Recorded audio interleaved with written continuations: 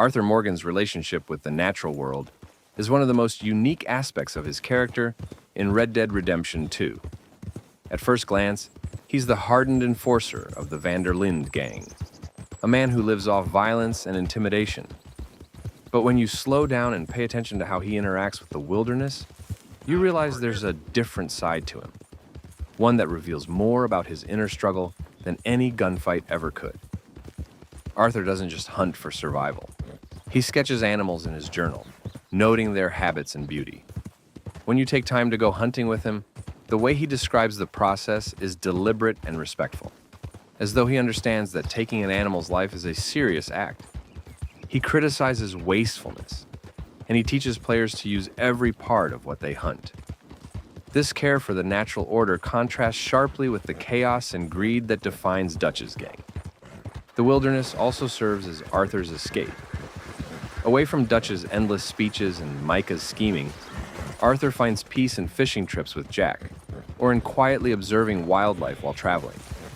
These moments matter because they show what kind of man he might have been if he wasn't trapped in an outlaw life.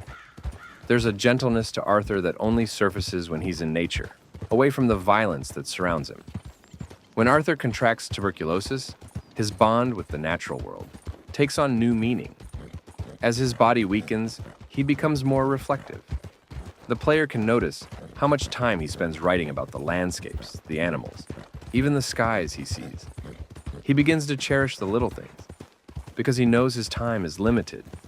This perspective pushes him to think beyond himself, to start caring about what he leaves behind. That's why his final choices matter so much. He doesn't want John and Abigail, or even the land itself, to be swallowed by Dutch's cycle of destruction. Arthur's connection to nature also mirrors his path to redemption. Animals in the game are portrayed as honest. They live, they struggle, they survive without lies or betrayal. Arthur begins to see the gang's downfall through that same lens. Dutch has become unnatural, driven by greed and paranoia, while Arthur begins to value the simplicity of honesty, loyalty, and respect for the world around him. By the end of his story, Arthur Morgan feels more like a man of the land than an outlaw. His journal, filled with drawings of animals and landscapes, is his true legacy. It shows that beneath the guns and robberies was a man who paid attention, who cared deeply about the world he was leaving behind. And that's why his journey resonates so strongly. Arthur isn't remembered just for the lives he touched, but for the way he found peace in a world that was always trying to take it away from him.